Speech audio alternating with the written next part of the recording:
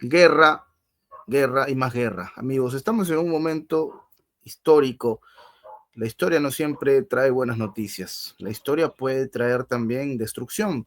La historia puede traer hechos bastante trágicos y sobre todo que generan una, digamos, una situación complicadísima y compleja para la humanidad.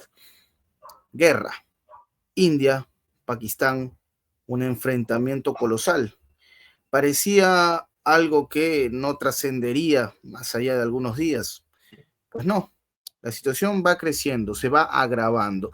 Y muchos se preguntan quién es el bueno, quién es el malo en esta historia. Es que cada país o ambos países tienen una cuota de razón. ¿Qué factores están de por medio? ¿Por qué justo ahora? ¿Por qué cuando el modelo BRICS se hace fuerte y precisamente China e India son protagonistas de este?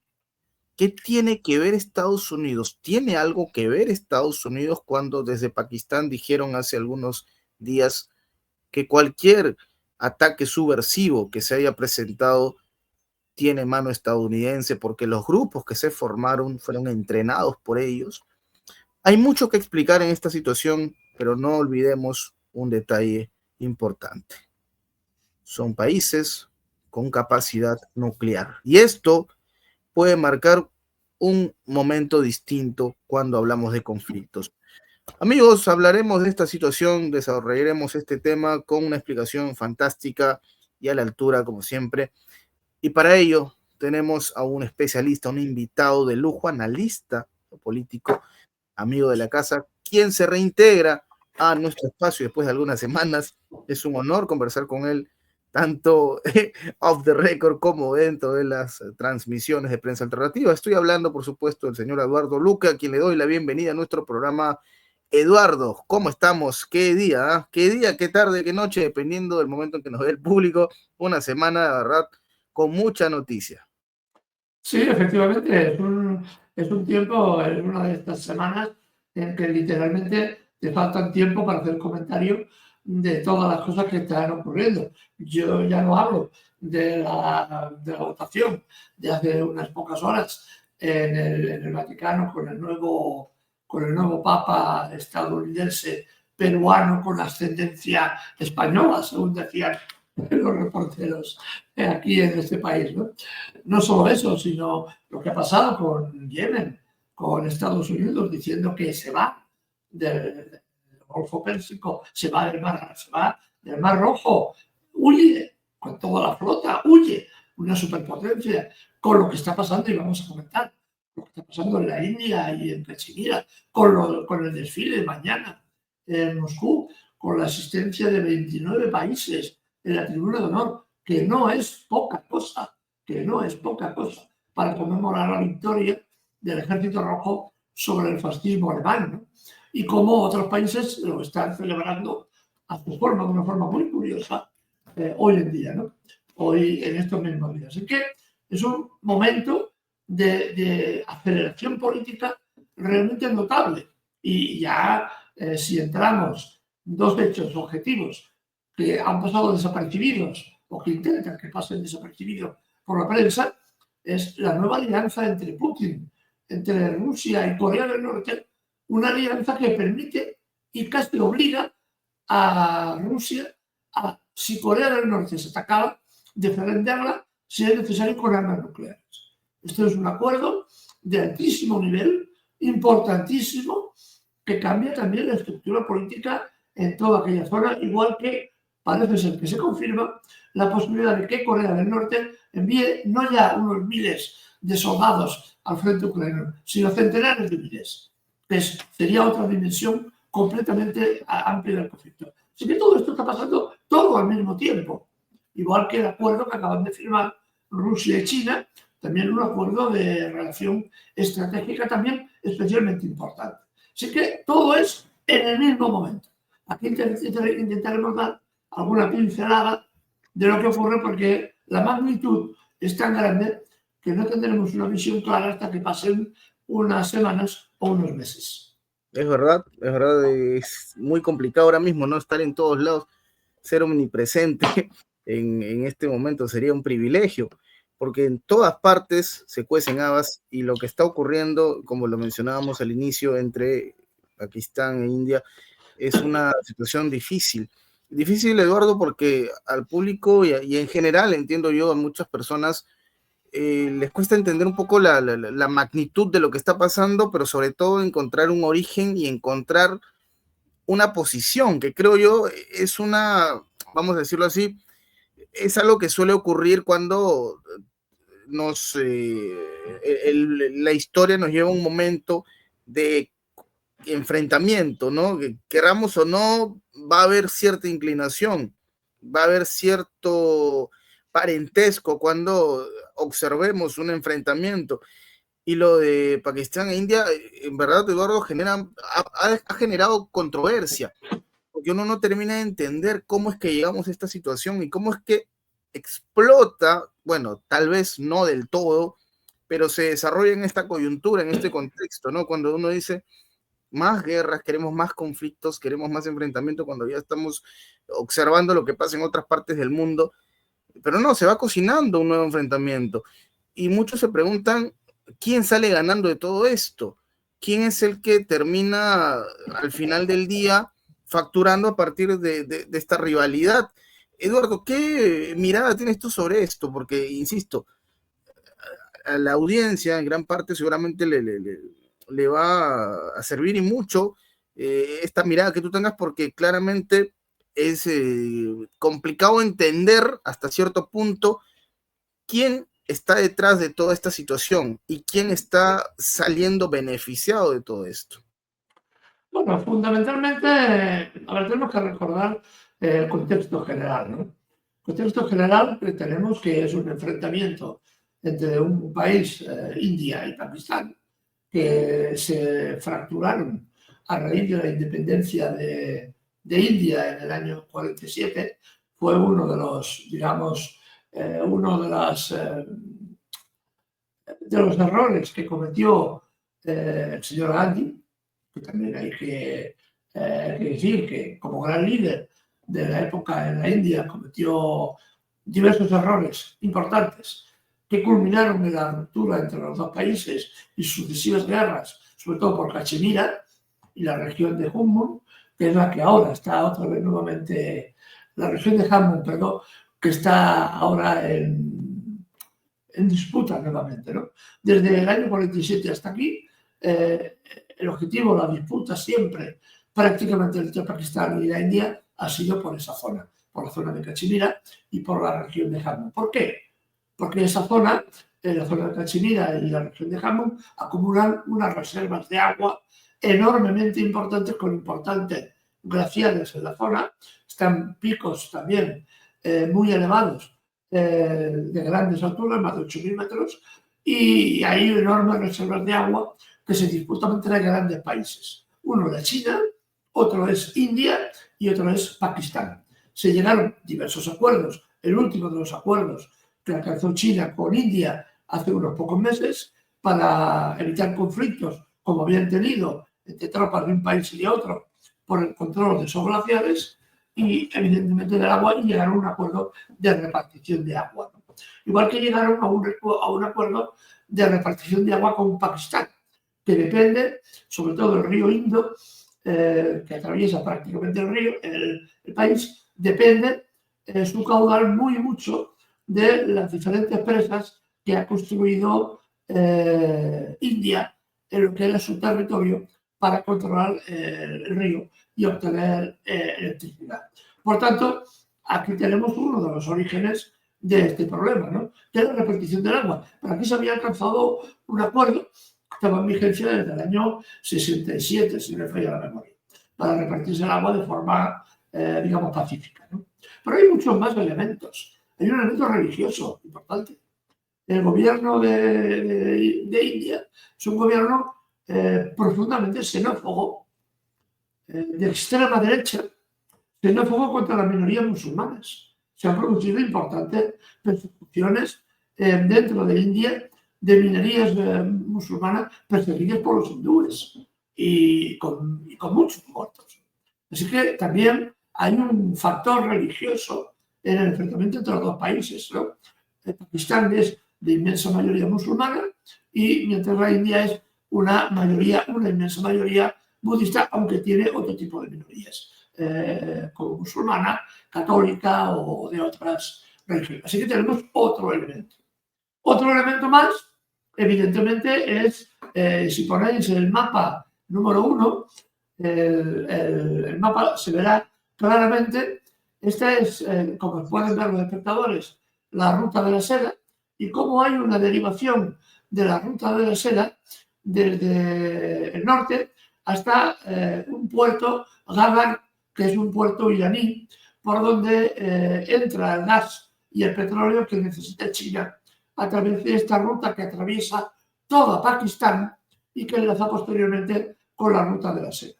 Evidentemente, India es un aliado estratégico de Estados Unidos y, evidentemente, la mano de Estados Unidos para incrementar la tensión en la zona y hacer causar problemas a la llegada de energía hacia China es uno de los objetivos que se ha planteado Estados Unidos. En este momento concreto se ha iniciado este conflicto que además tiene un origen muy extraño, ¿no? Se produce un atentado en la región, en la zona controlada por India de Cachemira, en la región de Pahalgam, que es una región controlada por India, un atentado contra unos turistas, mueren 28 turistas. Este atentado se produce el 22 de abril de este año, es decir, hace muy pocos días, y este atentado es reivindicado por un extraño grupo terrorista que se llama TRF, Frente de Resistencia, que automáticamente que sale su reivindicación por las redes, el propio grupo lo niega que ellos no han sido, dice que ellos nada tienen que ver, pero inmediatamente el gobierno indio ya sabe quién es, quién no es y dónde ha de atacar. E inmediatamente las hostilidades se abren el 23-24, 2 días después del atentado, se inician las hostilidades, primero con armas ligeras, y ahora ya hemos pasado al uso de misiles balísticos y se ha producido un hecho importante. La mayor batalla aérea que se haya producido en este sitio. En total han participado, por los datos aún por confirmar, más de un centenar de aviones, entre aviones de India y de Pakistán.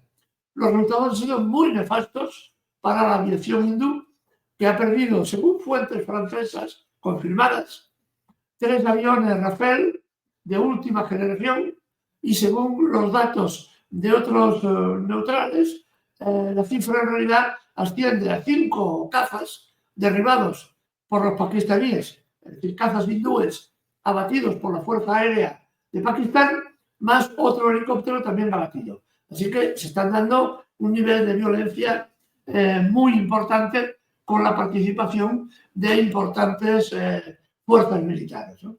Eso es lo que hasta ahora está sucediendo. ¿Cuál es el peligro? Hombre, el peligro es evidente para todos. Pakistán y la India son 2 fuerzas nucleares. Ya los pakistaníes han advertido que una invasión terrestre por parte de la India, que tiene una masa militar mucho más importante por población, evidentemente, que la pakistaní, ya han advertido los pakistaníes que eso implicaría el uso de armas con todo lo que tuviera. Es decir, están hablando de que una invasión por tierra de Pakistán implicaría el uso de armas nucleares. Esto es también una posibilidad y hay un hecho que acaba de llegar hace muy pocas horas que parece estar confirmado. Los pakistaníes ya han sacado de sus hilos los misiles nucleares y los están esparciendo para evitar que un solo golpe pudiera destruir toda la capacidad nuclear de respuesta de Pakistán, ¿no? Están dispersando los misiles por si es necesario una respuesta militar a este nivel. Esperemos que esto no se produzca, ¿no? Así que tenemos el escenario completo. Estados Unidos está apoyando a la India, la ha rearmado y Occidente también ha colaborado enormemente. Y también estamos viendo otra cosa importante, el enfrentamiento militar entre una tecnología y otra tecnología. Los aviones que han abatido, los aviones pakistaníes que han abatido a los aviones occidentales que han caído, son tres Rafale que se conozcan seguro y otros dos F-18. Esos no están confirmados. Los Rafale sí están confirmados ya por parte francesa. Es la demostración de la tecnología de un país y otro. Pakistán había comprado los aviones de caza, son los J-21, son aviones de fabricación china, mucho más baratos que los aviones de fabricación francesa. Para que tengamos una idea, un J-15 de los aviones chinos vale aproximadamente unos 67 millones de dólares, con repuestos, armado, entrenamiento, etc. El avión dispuesto a la pista de aterrizaje para atacar. Mientras que un Rafale vale en torno a 268 millones. La diferencia es sustancial. Y encima han demostrado los aviones chinos ser mucho mejores que los aviones occidentales. Así que también tenemos otro factor añadido a esta guerra, que es el aspecto militar, el aspecto de demostración de capacidad militar. Occidente siempre ha pensado, Occidente y por tanto la India, ha pensado que el armamento chino con el cual estaba dotado Pakistán era armamento de poca eficacia, ¿no? Porque siempre se suele decir que todo lo chino es barato y malo. Pues bien, lo barato y malo ha demostrado ser muy superior a lo caro, carísimo y bueno de Occidente. Así que este es otro elemento más, ¿no? El interés de Estados Unidos por cortar la ruta de la seda que va hasta el puerto de Galvar, al final, para empalmar con los recursos de petróleo y gas que produce Irán, ¿no? Así que tenemos varias situaciones que se están superponiendo unas con otras. Es muy normal. Los choques entre India y Pakistán son relativamente reiterados, ¿no? Por ejemplo, yo tengo apuntado, por ejemplo, la Primera Guerra fue cuando la división de la India británica en el 47.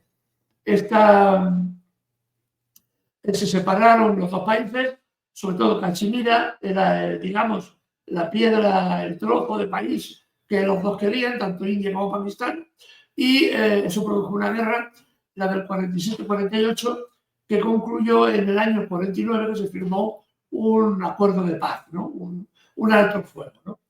La Segunda Guerra fue en el 65, los pakistaníes intentaron recuperar Cachemira, infiltraron fuerzas irregulares y la cosa fue a más y escaló en una guerra convencional que ocasionó decenas de miles de muertos. No pensemos que estos son guerras de 3 a 4, sino que provocan una enorme mortandad.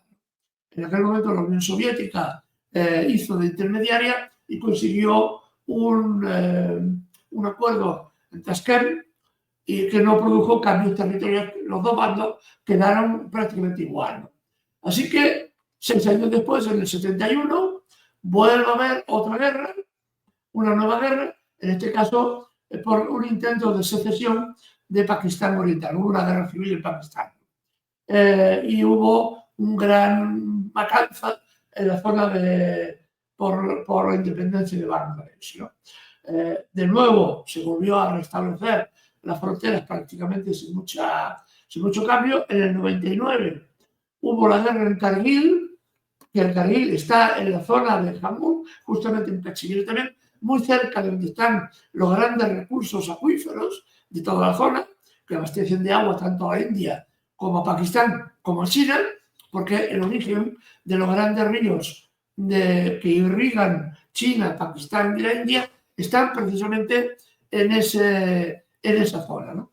Por tanto, la guerra se inicia por un tema del agua y desde entonces acá, en el año 2000 hubo nuevos incidentes fronterizos, también con centenares de muertos, pero bueno, que como son países tan enormes en población, no se les presta excesivo interés, ¿no? Hasta que el conflicto que ahora tenemos.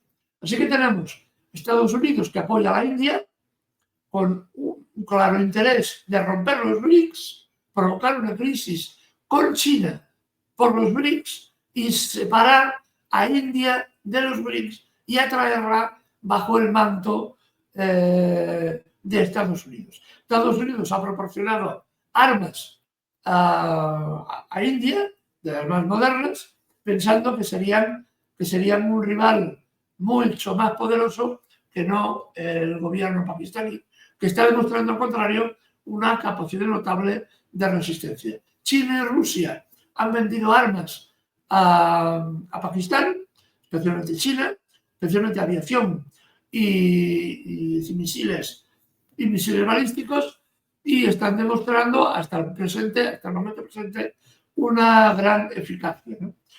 Digamos que en este momento ya los muertos civiles se contabilizan por centenares y no es una guerra, una simple escaramuza, sino por los intereses que hay detrás puede escalar en una guerra mayor, ¿no? Ahora, la última noticia, sabíamos que Irán está intentando mediar entre los dos, porque es amiga tanto de la India como de Pakistán, tiene intereses comunes con los dos países y están intentando apaciguar la situación para evitar que el conflicto escale. Así que este es un poco, muy resumidamente, cuáles son unos y otros en este espacio comprometido donde se está lidiando con este conflicto armado. Es una explicación que nos permite entender la situación, Eduardo, y entre otras cosas, concluir, ¿no? Que sí es quizás un momento dramático. No tiene probablemente aún la resonancia de lo que pasó en Ucrania, pero es un tema dramático. A ver, esto es como caminar en un techo de vidrio, ¿no? Y el término nuclear no deja de aparecer y dar vueltas, ¿no? No deja de dar vueltas, que creo yo es el gran dilema. De hecho, al punto que incluso en Estados Unidos, para que se entienda la magnitud de esto, ya hasta se empiezan bueno, el ejército estadounidense empieza a ejecutar una serie de operaciones bajo el rótulo de protección ante una guerra nuclear entre India y Pakistán, ¿no? La inteligencia estadounidense está desplegando satélites y espías y submarinos que puedan detectar cualquier señal que lleve precisamente a una confrontación de este tipo, en la que no habrá ganadores. No habrá ganadores, lógicamente. A todo esto... Sí. Dime. No, a ver, el peligro es evidente, y más porque hay otro factor que también es importante, que es de política interior. Tanto el régimen hindú, que está liderado por el señor Modi, como el régimen pakistaní, en este momento tienen graves problemas de credibilidad interna. El presidente Modi fue reelegido en las elecciones en India, fundamentalmente tenía una popularidad bajísima, es decir, perdía las elecciones, pero se le ocurrió una cosa que en Occidente no puede ser asombrosa, ¿no? Hizo una campaña regalando servicios higiénicos a la población. La población no tiene más de 42 millones de hindúes en ese momento no tienen servicios higiénicos en su casa, de ningún tipo. Entonces, hizo una campaña regalando urinarios públicos y cosas de estas para atraerse a la población, y eso le permitió subir los grados de popularidad. En Pakistán, recordemos que gobierna un gobierno militar que se impuso de facto, derribó al gobierno civil, que contaba con una enorme atracción popular, lo encerraron al líder en la cárcel y gobiernan ahora mismo los militares, ¿no? Así que para unificar los dos países, cada uno en su lado, los hindúes detrás de la figura del presidente hindú, del presidente Modi, y los pakistaníes, a su vez, con su régimen militar, lo mejor es una guerra, agitas la bandera, agitas el nacionalismo, y eso te puede ayudar a consolidar tu posición política. Y como es normal, a esta gente les importa un garete, si me permiten la expresión, que esto ocasione daños, mortandad, miseria y hambre. Les da igual, mientras ellos puedan seguir en el poder y seguir sirviendo a los que están detrás, que son los que mandan, ¿no? En el caso hindú, es muy claro que el señor Modi está supeditado a los intereses de la clase industrial hinduista, que tiene muy buenas relaciones con Estados Unidos, evidentemente, mientras Pakistán tiene también sus intereses, también curiosamente con Estados Unidos.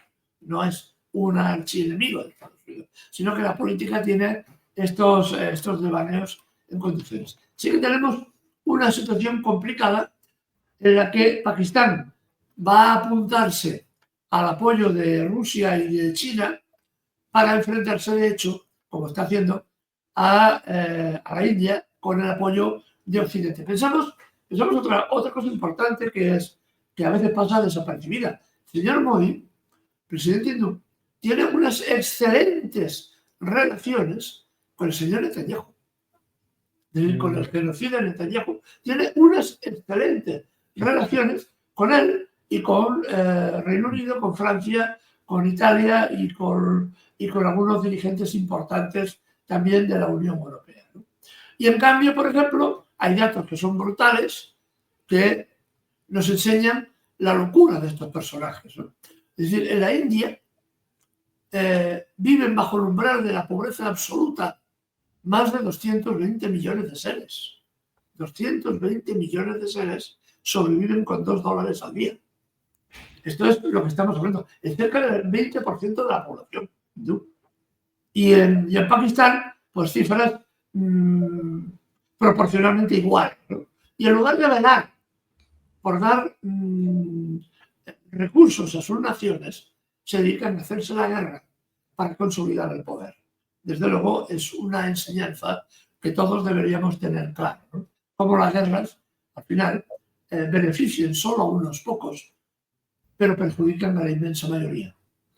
Eso es un dato interesante, revelador, ¿no? Recuerdo en algún momento, allá por el 2023, apareció un informe que especificaba básicamente que India era el país que experimentaba un mayor nivel de pobreza en el mundo, con el 30% de la población, hablando específicamente del porcentaje, ¿no? Digamos, no específicamente porque haya más pobres que en otros países del mundo, pero en cuestión de porcentaje y equilibrio, el 30% era un nivel bastante elevado y por supuesto esta desigualdad lleva a estas interrogantes que planteas, muy válidas, por cierto, Eduardo, ¿no? Porque claro, acá hay que entender un punto en toda esta historia. La guerra se desata y son los pobres quienes terminan siendo la primera línea de batalla, ¿no? La primera línea de frente, en todo el sentido de la palabra, no solamente porque puedan ser mandados a combatir y los privilegiados no, sino por los efectos, el daño colateral que se va a generar. Entonces, es una situación dificilísima. Y obviamente el rol mediador de algunas potencias tendrá mucho que ver. China, por ejemplo, Eduardo, ¿no? China es claramente un actor, no sé si protagónico, lo podría ser si es que termina mediando esta situación, pero es una nación que ve con mucha preocupación lo que está pasando, ¿no? Ve con mucha preocupación lo que está pasando entre India y Pakistán. ¿Esto qué tanto afectaría para ti, Eduardo, este nuevo equilibrio que se intenta ya construir en el mundo, ¿no? Cuando se habla del fin de una hegemonía y cómo potencias emergentes empiezan a través de sus riquezas y sus alianzas por sí mismas, a tener un rol protagónico en el mundo. ¿Qué tanto podría afectar esto? ¿Esto podría ser un frenón para las aspiraciones del bloque del BRICS, por ejemplo? ¿Tú lo ves así como una especie de ancla? Sí, evidentemente. Esto es, a ver, el sentido de esta guerra es que se escapa al sentido común. Es decir, que porque haya habido un atentado terrorista, le tengamos que declarar la guerra al país vecino, resulta bastante increíble, ¿no? A no ser que ya tengamos preparado alguna acción que nos conduzca a esto, porque lo que queremos es ir a la guerra. Este es otro de los datos. Nunca se sabe, ciertamente, en muchos de estos atentados donde mueren civiles y después que se usan como pretexto para iniciar una guerra, nunca se sabe muchas veces si son atentados de falsa bandera, provocados por el mismo país o bien a grupos militares o militantes que tú financies de una forma u otra que provocan un atentado masivo y con eso ya tienen la excusa. Estamos cansados en la historia de ver estos elementos. Me acuerdo del siglo XIX, por parte que nos toca a los españoles, cuando aquel crucero acorazado norteamericano Maine estaba en el puerto de Cuba y de pronto fue volado por los propios norteamericanos para poder declarar la guerra de Estados Unidos contra España por la ocupación de Cuba, como finalmente así sucedió. Es decir, fue un golpe tan claramente montado como un atentado de falsa bandera que todos los oficiales del crucero habían desembarcado para irse de fiesta y los únicos marineros que quedaban a bordo del barco y que murieron, evidentemente, eran los marineros negros. Los marineros blancos también se habían ido de fiesta a la ciudad y fue cuando la tripulación negra era la única que había en el barco, cuando el barco fue volado. Es decir, fue un ataque clarísimo de falsa bandera. Cuando los hechos en Tonkin, cuando Norteamérica dijo que sus barcos de guerra habían sido atacados por lanchas torpederas de Vietnam en el Golfo de Tonkin y decidieron que ahí se iniciaban los bombardeos sobre Vietnam como represalia. Se inició la implicación directa de Estados Unidos en la guerra. Sabemos de sobra, la historia lo demuestra, que los incidentes de Tonkin, del Golfo de Tonkin, fueron organizados por los propios Estados Unidos. Un ataque de falsa bandera. ¿Quién te dice a ti que este atentado en Cachemira no ha sido organizado por los propios hindúes? Porque prácticamente al día siguiente ya se habían iniciado los primeros contactos y choques militares en la frontera. Y lo primero que hicieron bombardear los hindúes fue una madrasa, una escuela coránica y a una mezquita. Fue lo primero que bombardearon, ¿no? Y que, ya habían detectado que los terroristas todos tenían una señal aquí en la frente donde ponía soy terrorista y ya sabían los hindúes a quién tenían que matar, porque ya lo han dicho, ¿no? Que ellos no mataban civiles, solo mataban terroristas, ¿no? Suena un poco el diálogo que se usa en Gaza, ¿no? Todos los gazatíes son terroristas, así que metémoslos a todos, ¿no? Porque todos llevan la marca de Caín, ¿no? Como si fueran terroristas, ¿no? Así que lo que estamos viendo es eso, y lo que estamos viendo es otra cosa también importante, como los mercaderes de la guerra hacen el gran negocio.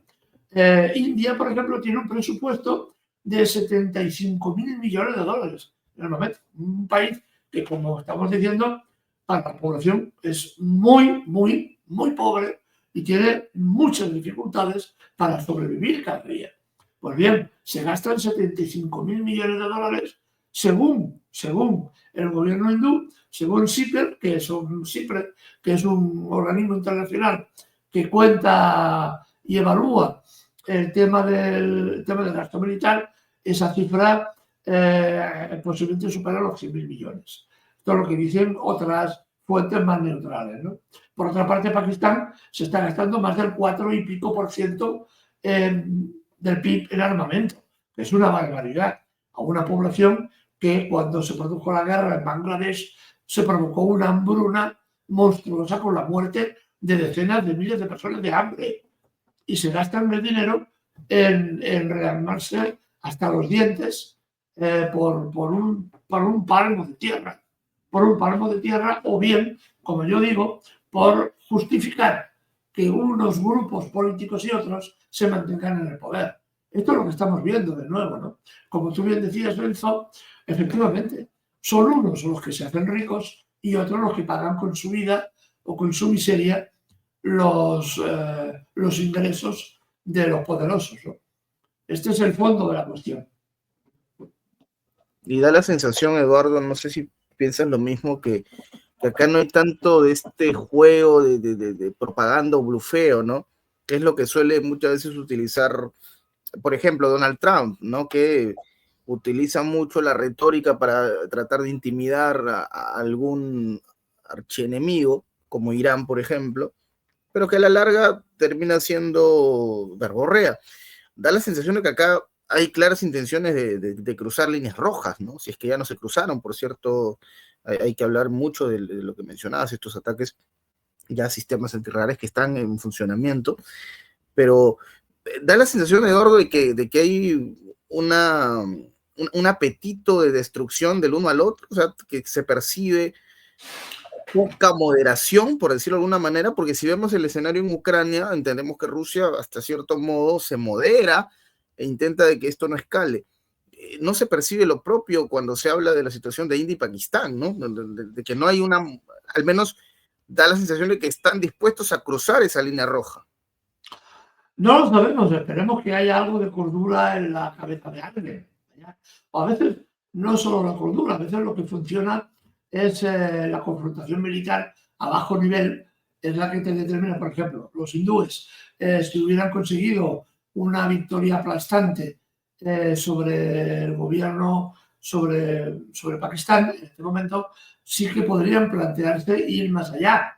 Es decir, ahora se están produciendo bombardeos sobre Lahore, sobre la capital de Pakistán, parece ser.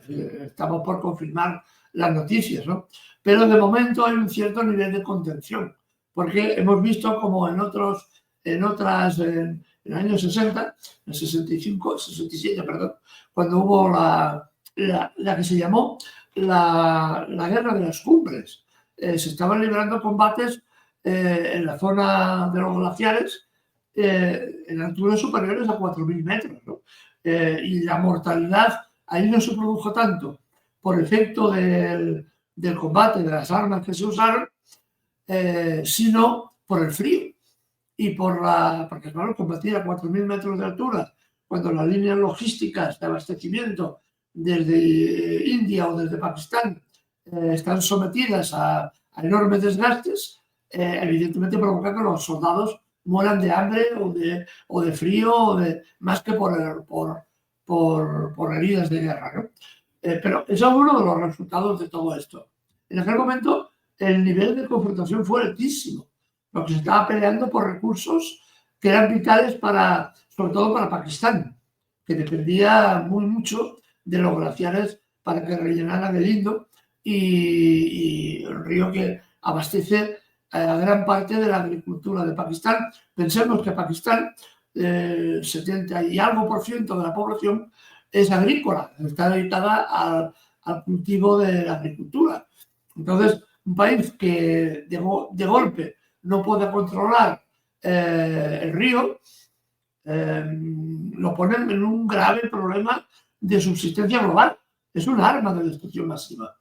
Porque India ya ha amenazado que va a retener el agua en las presas y, depende de cómo, ya lo ha dicho además públicamente, va a dejar caer libremente el agua si lo considera oportuno, y implicaría que muchas ciudades y pueblos que están en el camino del río quedarían inundados completamente, ¿no?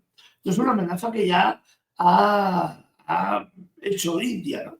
Así que esperemos que esto sí que sería realmente una línea roja que podría implicar, sí, el uso de armas cada vez más sofisticadas. Esperemos que la mediación de China y de Irán conduzcan a un acuerdo, a un alto fuego de nuevo, que no será la solución, pero al menos permita posteriormente un avance. Yo me quiero pensar que los países BRICS ahí tendrán mucho que decir, un avance para resolver definitivamente el conflicto entre Pakistán y India de una forma ya más firme, ¿no? Pero bueno, esto es adelantarnos muy mucho a lo que puede pasar, porque ahora la situación es extremadamente crítica. Qué difícil. Y eso, claro, lo que mencionas es precisamente el punto, la línea roja, ¿no? De desabastecimiento. Eso va a generar un colapso en todo el sentido de la palabra. Así que hay que tener mucho ojo con lo que está pasando. Y hablamos también de otro hecho histórico importante, ¿no? La victoria soviética, por todo lo alto. Se acerca esta fecha y, por supuesto, el mundo percibe con mucha atención lo que pasará en Moscú, porque se había anticipado, Eduardo, que Ucrania habría planificado un ataque simbólico para esta fecha, un ataque de índole terrorista, para decirlo así como es, que buscaría afectar a civiles. De hecho, antes de que este escenario se pueda desarrollar, ya Rusia había anticipado una respuesta colosal contra Kiev, la capital ucraniana. Hablamos específicamente de Kiev como la capital, ¿no? A partir de todas estas insinuaciones y estos planes que se vinculaban, porque en la guerra, entre otras cosas, hay mucho rumor que corre, que se esparce, y igual la fecha va a marcar probablemente, Eduardo, un nuevo momento, sobre todo considerando los nuevos acuerdos a los que se pueda llegar para que el conflicto concluya, para que el conflicto se disipe, sobre todo si consideramos el rol de Estados Unidos. ¿Qué nos espera, Eduardo, a partir de esto, de este momento histórico? ¿Cómo lo ves tú? ¿Qué es lo que te llama la atención de esta situación que se va a dar, este momento histórico, lo que se dice en la previa? ¿Pasará algo importante? Nos preguntamos si es que habrá algo que lamentar a partir de esta fecha con algún accionar que puedan tomar desde Ucrania. ¿Cómo percibes tú este momento, Eduardo? Pues realmente es un momento extremadamente confuso, porque primero no sabemos si el señor Zelensky controla realmente a su ejército o no. Esto es una. Una cosa es que el presidente haga declaraciones más o menos altisonantes y otra cosa diferente es que controle realmente a su ejército. Pensemos una cosa, que Reino Unido, Francia, Estados Unidos tienen todavía tropas en Ucrania y son ellos los que mandan sobre los misiles de largo recorrido, los que pueden atacar profundamente Rusia en este momento, es Reino Unido especialmente, el que está implicado de forma más dura de todavía en este conflicto, igual que Francia. Es decir, que esto es otra variable completa. Yo pienso que Ucrania no se atreverá a llevar la guerra más allá de los ataques que estamos viendo estos días. Espero. Evidentemente no tenemos una bola de cristal y no podemos anticipar lo que ocurra. Espero que Reino Unido, a pesar de que está demostrando que tiene unos dirigentes políticos absolutamente ineficaces, torpes y ciegos, igual que los franceses, no se atrevan a pasar una línea roja de bombardear Moscú cuando se celebra el desfile de la victoria y sobre todo hay 29 jefes de Estado también asistiendo a este desfile, lo cual sería una causa perfectamente legítima para que Rusia tomara represalias de todo tipo, y lo que es seguro es que los países del sur global aplaudirían esta acción. No le reprocharían a Rusia el haberse defendido, el haber respondido de forma muy dura, posiblemente contra Ucrania y a lo mejor contra alguien más, precisamente porque son los responsables de un ataque contra Moscú cuando se realice el desfile, con la asistencia de tantísimos presidentes de gobierno. Es decir, que esto es un elemento a reflexionar muy importante. A mí no está confirmada, me pasaba la noticia esta mañana que ayer por la noche una parte importante de políticos importantes de Ucrania estaban abandonando el país, estaban abandonando Kiev. Lo cual, si es cierto, podría darnos una pista de que se quieren poner a resguardo por lo que pueda pasar. Es una mala noticia, no sabemos si esta noticia es real o no. Sabemos que todo esto es muy complicado. Se ha filtrado por medios polacos y por algunos youtubers rusos y ucranianos, pero estas noticias son difíciles de confirmar. Si es confirmable, podríamos estar en un escenario muy difícil, en el que en un rapto de locura se inicie o intenten dar un golpe a Moscú. Ahora mismo Moscú es una de las ciudades más fortificadas a nivel militar del mundo, ¿no? Como es normal, ¿no? Incluso más que Tel Aviv. Ahora, por ejemplo, se estaban utilizando las últimas imágenes que hemos visto, helicópteros de ataque para eliminar a los drones ucranianos ya en los límites de la frontera, como una capa más de defensa antiaérea para prevenir cualquier intento por parte de Zelensky, ¿no? Así que estamos un poco con el arma en vilo, porque evidentemente un ataque de estas características tendría ahora sí repercusiones enormes y muy trascendentales para el futuro de Europa. Pero esperemos que la locura de estos personajes no alcance este nivel, al menos es lo que deseamos. De todos modos, mañana, que es 9 de mayo, vamos a hacer un reporte especial en Prensa Alternativa. Los invitamos a nuestros seguidores que sigan con detenimiento, valga la redundancia, seguidores que sigan la parrilla, porque vamos a estar muy, digamos, al tanto de todos los pormenores. Esperemos, como dices Eduardo, que no crucen líneas rojas. Esperemos que todas estas habladurías y estas provocaciones que llegaron en los últimos días se queden en eso, nada más, porque en verdad ya es un momento en el cual quizás Rusia no ve necesario utilizar otro tipo de herramientas, pero hay que tener mucho ojo con cualquier falta de respeto que pueda darse, ¿no? Y cualquier reacción que pueda tener Rusia a partir de eso. Es importante entender que también en Rusia hay voces altisonantes que no están 100% de acuerdo con la moderación y que buscan en realidad que Vladimir Putin hunde el pie en el acelerador y buscan acabar con la guerra a partir de un movimiento más aplastante, de algo más categórico, no a partir digamos, el uso de drones y salpicones, no, quieren algo más aplastante y a partir de eso se puede generar una controversia, así que hay que entender el punto, no solamente se trata de lo que pueda decir Vladimir Putin, hay un entorno en Rusia, mucha gente con poder que no va a tolerar un ataque de este tipo, una falta de respeto de este tipo. Así que observaremos con detalle lo que va a ocurrir, querido Eduardo. Bueno, el tema del día, como ya lo saben, India-Pakistán, hay que tener mucho ojo. Las próximas horas serán claves, cruciales. Como es habitual, Eduardo, en este tipo de programas, y te quiero agradecer antes que todo por tu tiempo, y hemos ya concluido con esta conversación. No, aún no, porque me gustaría que nos dejes una reflexión, un mensaje para nuestra audiencia que te escucha con mucho detenimiento, que hoy seguramente tiene ya una mayor noción de lo que está ocurriendo entre India y Pakistán. ¿Qué mensaje le dejarías al público, querido Eduardo?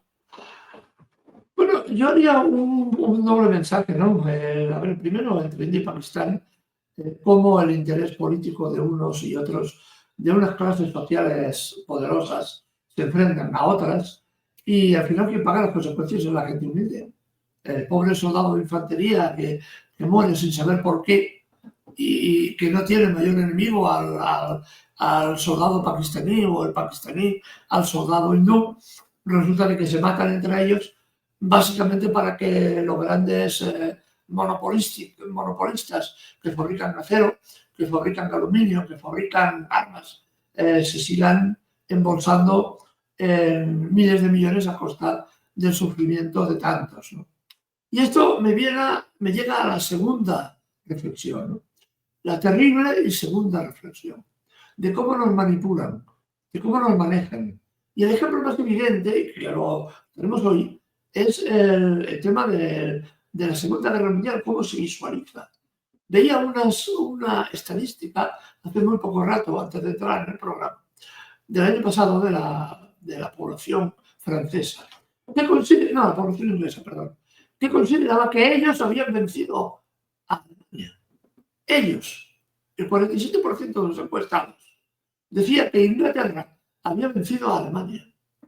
El resto del mundo, norteamericanos, franceses, españoles, italianos, hinchados como estamos de películas norteamericanas, nos creemos, o se creen, que la Segunda Guerra Mundial acaba por la victoria norteamericana en el desembarco de Normandía.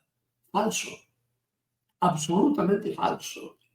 Cuando Norteamérica desembarca las tropas aliadas desembarcan en Normandía, Rusia ya está en Alemania, ya ha reconquistado todo su territorio, ha lanzado ya la operación Bargation, que es la mayor operación terrestre y aérea y naval, incluso mayor que la desembarco en Normandía, porque movilizó a 4 millones de soldados, y las tropas soviéticas ya han pasado el río Oder, que es una gran frontera respecto de Alemania. Cuando las tropas norteamericanas tienen un total de 200.000 muertos en los 3 frentes, es decir, unos 130.000 muertos, exactamente tengo aquí las cifras, 2.715 muertos norteamericanos en el norte de África, 183.588 murieron en Europa y 108.504 murieron en Asia. Rusia había perdido 11 millones de hombres. 11 millones. Y había conseguido eliminar a 240 divisiones alemanas en el frente del este. Mientras Occidente se enfrentaba contra 10 divisiones en Francia. Esto es lo que habían lanzado los alemanes contra los americanos, contra los ingleses y contra los canadienses en las playas de Normandía. En total, entre 10 y 12 divisiones, contra 200 y pico divisiones que habían aniquilado los rusos en el frente del este. Y aún se atreve a decir la prensa que los vencedores son los aliados, que son los norteamericanos que llegaron y desembarcaron en Normandía, porque si no, los alemanes habrían sido derrotados más rápidamente todavía. Rusia habría conquistado Berlín como conquistó y se habría extendido, tenían miedo de que la Unión Soviética controlara toda Europa, desde Berlín hasta Italia, hasta Yugoslavia, si no se apresuraban a desembarcar en Francia. Y lo hicieron cuando vieron que ya la guerra estaba ganada, que la había ganado Rusia y tenían que participar en esa victoria. Y después, evidentemente, la prensa, el salvar al soldado Ryan, que todos hemos visto no sé cuántas veces, nos dice que son gracias a los norteamericanos que fueron los que ganaron la guerra. Y un último detalle histórico, porque yo como profesor de historia también hay cosas que, digamos, me impresionan, ¿no? Es la falsedad con la que se manipulan las cifras y los hechos. Autores famosos que hablaban de la batalla de Stalingrado, como Vibor, como un autor inglés, se mira uno el libro desde el punto de vista histórico y ve falsedades convertidas en casi como pues, en una Biblia, ¿no? Y ves que se ha manipulado la historia de forma enorme. Tanto es así que además es otra cosa que se sabe muy poco, porque no se quiere saber. Cuando se firma el Tratado de Yalta, finalmente, Roosevelt se compromete finalmente a abrir el segundo frente de Francia. Y concluye con Stalin que una vez que se acabe la guerra con Alemania sea derrotada, Rusia tiene que ayudar a Estados Unidos en el extremo oriental, ¿no? Era así. Bien, acaba la guerra con Alemania, Inglaterra se retira y ya dice que ellos han ganado, y Rusia envía 500.000 de hombres a derrotar a uno de los mayores ejércitos japoneses, que todavía resistían, un ejército de 700.000 hombres, que no existía todavía en la zona de Manchuria. Y el ejército ruso arrasa con el ejército japonés y lo destroza. Y ocupan las Islas Kuriles, las que ahora reivindica eternamente Japón, ¿no? Es decir, que además del enorme sacrificio humano que hicieron en Europa para salvar a Europa, hicieron un enorme sacrificio humano también para salvar a Asia de la ocupación fascista japonesa, ¿no? Y en cambio siempre se dice que son los norteamericanos los que acabaron la guerra en el Pacífico porque bombardearon Nagasaki y Hiroshima. Recuerden solamente una cosa: cuando se bombardea Hiroshima y Nagasaki, ahora lo sabemos, el gobierno japonés ya se había rendido a los norteamericanos. Las dos bombas sirvieron para advertir a Rusia que Norteamérica tenía un arma que todavía no tenía Rusia. Fue la gran advertencia. Y un último dato histórico, ya acabo. 15 días después de la finalización de la guerra en el Pacífico, el Estado Mayor norteamericano tenía un plan para bombardear con 36 armas nucleares a tantas otras ciudades rusas para acabar de dominar y controlar a Rusia. Porque el gran enemigo en la Segunda Guerra Mundial, el gran enemigo no era Alemania ni Japón, era la Unión Soviética. Había que acabar con la Unión Soviética, pero las circunstancias se dieron de otra forma. Y el objetivo era acabar con la Unión Soviética. Por eso, acabada la guerra en el Japón, Estados Unidos ya estaba dibujando los planos de la futura guerra de aniquilamiento contra la Unión Soviética, que afortunadamente no se produjo. Pero esto es un hecho objetivo e histórico que ya no se puede ocultar más. Qué importante es tenerlo y recordarlo, ¿ah? Porque como dicen, ¿no? Cuando la historia se cuenta nunca muere. Es importante. Y más aún cuando contamos con estas plataformas extraordinarias para registrarlo. Es importantísimo. Todo lo que nos cuentas, Eduardo, en verdad es riquísimo. Y hoy nos has dado una lección tremenda, tremenda en todo el sentido de la palabra. Yo te quiero agradecer por tu compromiso, por estar con nosotros en esta jornada. Y seguramente te tendremos con nosotros, esperemos la próxima semana para abordar lo que se viene, porque vaya que si esto está escalando, ¿eh? Estamos en el mes 5 del año y esto está escalando. Parece que es la punta del iceberg, ¿no? Es difícil entenderlo cuando se ha tocado tanto, cuando uno dice hasta dónde más se puede llegar. Pues sí, hay sensación, hay ese tufillo a escalada. Así que hablaremos seguramente de eso en la próxima conversación. Eduardo, te quiero agradecer nuevamente por estar con nosotros. Al público de Prensa Alternativa también gracias por estar en conexión. Comenten, compartan, denle me gusta al video, que nos ayudaría a llegar a mayor audiencia. Suscríbase a Prensa Alternativa y suscríbase también a Geomatrix, un canal que la está rompiendo, ¿eh? Me comentan que nuestros periodistas Frank Hill y Nancy Vargas están haciendo un trabajo extraordinario, exposiciones sobre los informes que aparecen en nuestro canal. Así que los invito a suscribirse a Geomatrix. En la descripción del video colocaremos el link, o mejor dicho, el enlace, el arroba, el nombre del canal, para que usted pueda sumarse a esta familia, a Geomatrix. No tengo más que agregar, amigos. Mi nombre es Enzo Anchante. Comparto nacionalidad con el Papa, curiosamente. Que vivió mucho tiempo en Perú, 20 años, me dicen, en Chiclayo, nada menos, que está al norte, en Lambayeque, un lugar muy rico, por cierto, se come muy rico. Ahora, ahí se hablará y mucho seguramente del Papa en mi país, eso me queda claro, pero esperemos no se politice la situación, siempre remarcamos ese detalle, que es valiosísimo. Nos despedimos, amigos, hasta la próxima.